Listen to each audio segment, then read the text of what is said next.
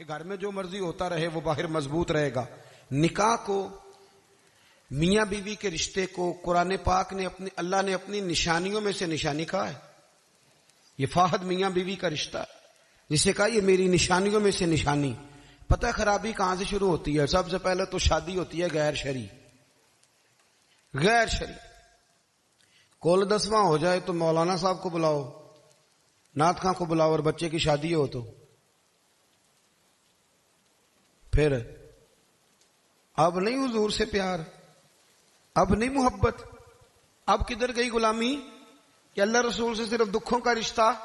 بلاؤ نا اب بھی بینڈ باجا، یہاں تو بینڈ باجا کل والے دن بھی منگاؤ، 10ویں پہ بھی منگاؤ. اور دکھوں کی بات آئی تو قرآن شریف شروع کرا لیا، اور جب سکھ آئے تو پھر آپ نے موت شروع کرا لی. اور بھائی مصطفیٰ کی نعت والے کو نا نعت ہی اچھی لگتی، اسے برات والے دن بھی نعت ہی اچھی لگتی، شادی والے دن بھی نعت ہی اچھی. پہلی بات تو یہ کہ غیر شرعی حرکات ہوتی ہیں شادی، اور ڈھیروں ہوتی ہیں، ڈھیروں. سب سے بری حرکت کون سی ہے؟ سب سے بری حرکت یہ ہوتی ہے کہ لڑکے اور لڑکیوں کا جوش و خروش سے شادیوں پہ جانا، اور پھر مووی والا آتا ہے وہ لڑکیوں کی عورتوں کی مووی بھی بناتا ہے. اور اب تو اللہ خیر کرے مووی کو ویسے لوگوں نے فرض کفایہ سمجھ لی ہے. اللہ معاف کرے، ہر آدمی نے ہاتھ میں موبائل پکڑا. اتنا ضروری کام ہے یہ. مووی بنتی ہے، مہندی ہوتی ہے، ناچ گانا ہوتا ہے، تماشے لگتے ہیں.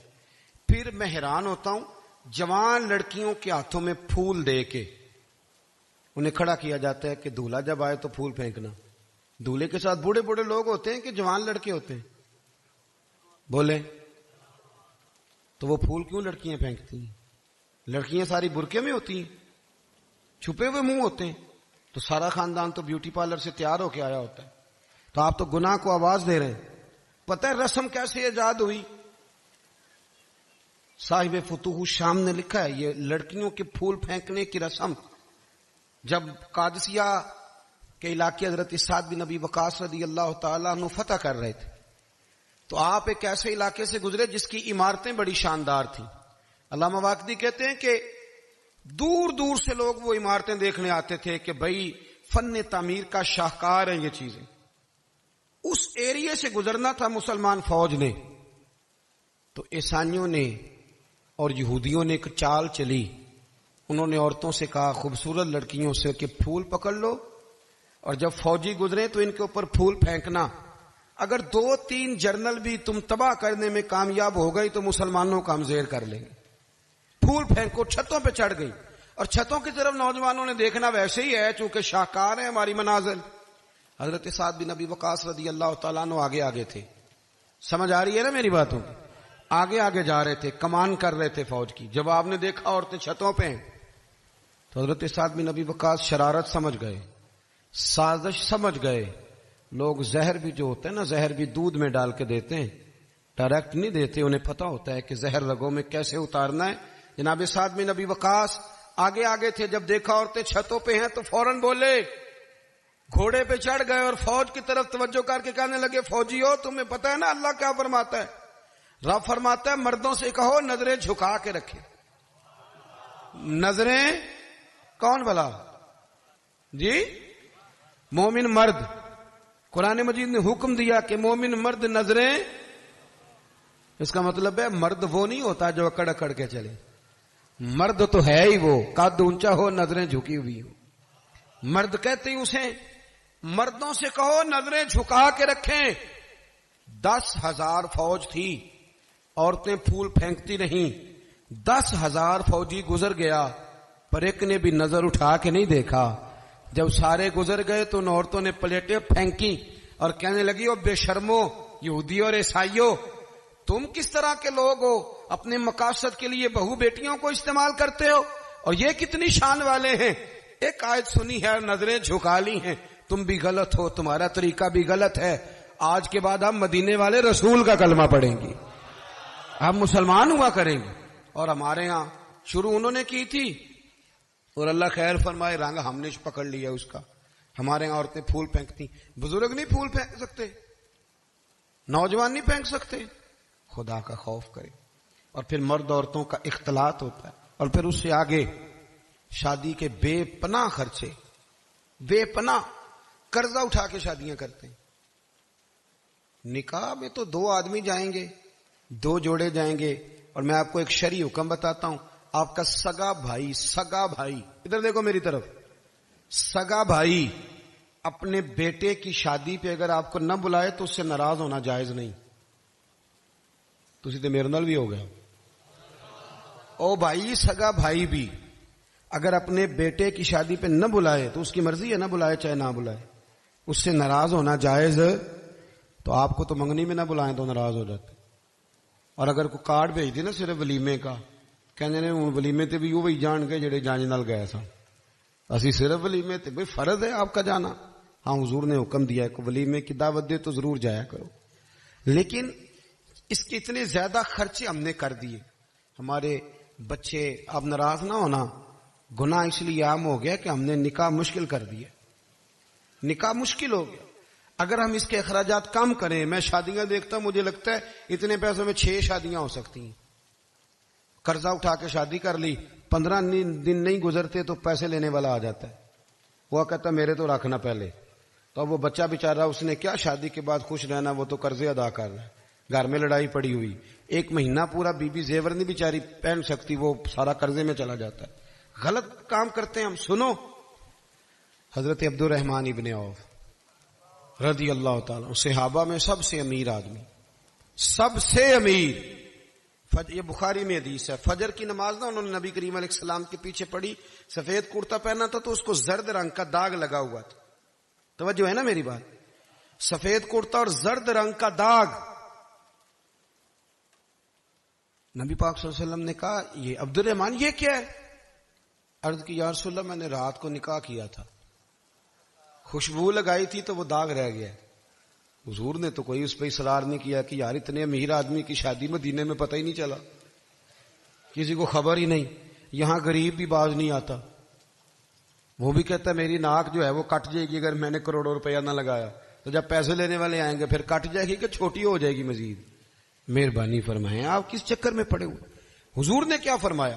نبی کریم صلی اللہ علیہ وسلم فرمانے لگے نکاح کر لیا تو ولیمہ ضرور کرنا, چاہے 1 بکری ہی ذبح کرو.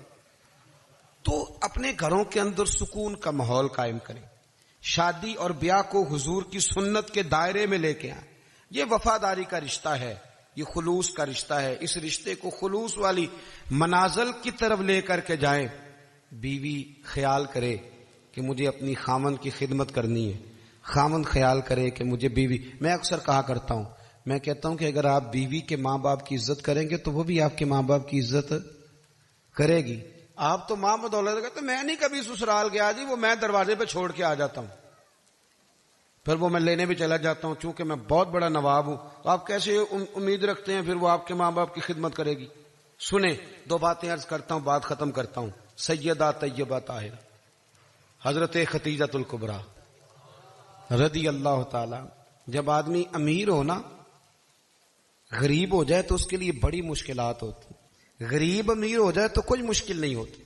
حضرت ختیجۃ الکبریٰ مکے کی ملکہ تھی, 20 کنیزیں نوکرانیاں گھر میں کام کرتی. پھر سیدہ ختیجہ کلمہ پڑھ گئی, پھر مسلمان ہوئی, حضور سے نکاح ہوا. اگرچہ حضور نے اعلان نبوت بعد میں کیا, لیکن حضرت ختیجۃ الکبریٰ رضی اللہ تعالیٰ عنہ کہتے میں تو اسی وقت یہ کلمے کا معنی جو میں نے بیان کیا یہی سمجھ لیں, میں تو اسی وقت ہی سمجھ گئی تھی جب میرے غلام نے آ کے بتایا کہ بادل کے ٹکڑے سایہ کرتے, درخت ان پہ جھکتے ہیں. فرماتے ہیں میں تو اسی وقت ہی محبوب کی غلامی میں آ گئی. نکاح ہو گیا, حضور کی بارگاہ میں آ گئی. فرماتی ہیں میں نے نا ظہر کے وقت سارا مال حضور کی خدمت میں دیا, 20 کنیزیں غلام ظہر کے وقت, اور عصر سے پہلے پہلے محبوب نے ہر شے اللہ کے رستے میں تقسیم کر دی. یہ وقت بھی بطور تمثیل ہے کہ جتنا زور عصر کے درمیان وقت ہوتا ہے اتنے وقت میں بانٹ دیا حضور نے سارا کچھ. اتنی امیر بی بی اور پھر وہ غریب ہو جائے.